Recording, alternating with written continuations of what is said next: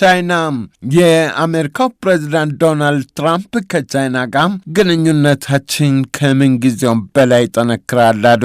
ትራምፕ በቻይና ይፋዊ ጉብኝታቸውን እንዳጠናቀቁ አናዶሉ ጽፏል።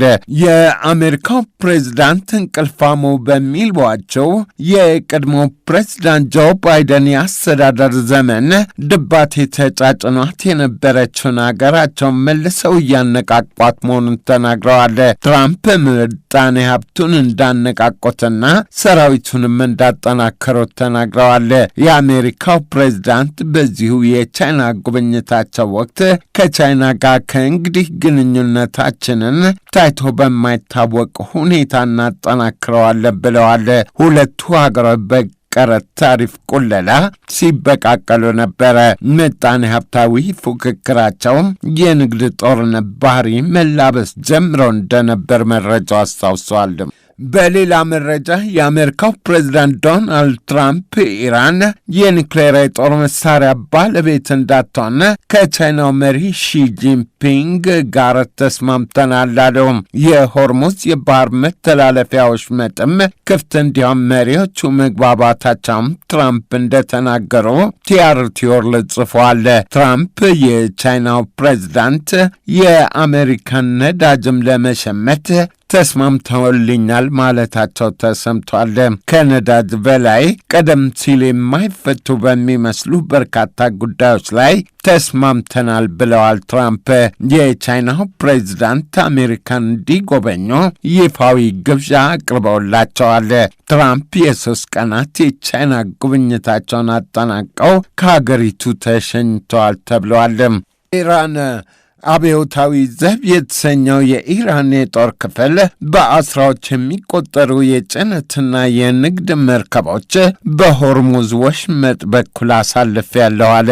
በወሽመጡ ካለፉት መርከቦች መካከል የቻይና መርከቦች ይገኙበታል መባሉን አልጀዚራ ጽፏል።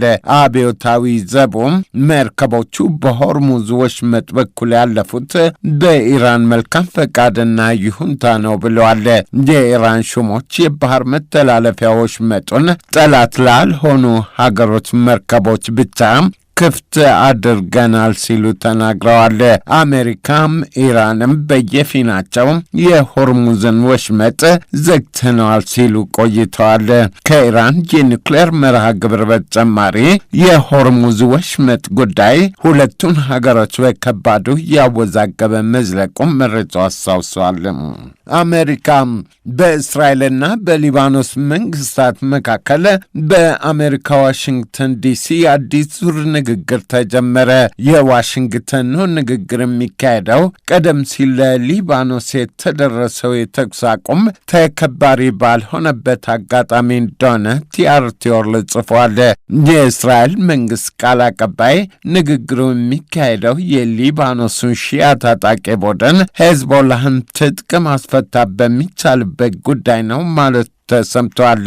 የሊባኖስ መንግስት ቀደም ሲል ሄዝቦላህን ትጥቅ ለማስፈታት ያደረገው ሙከራ እንዳልተሳካ ይነገራል።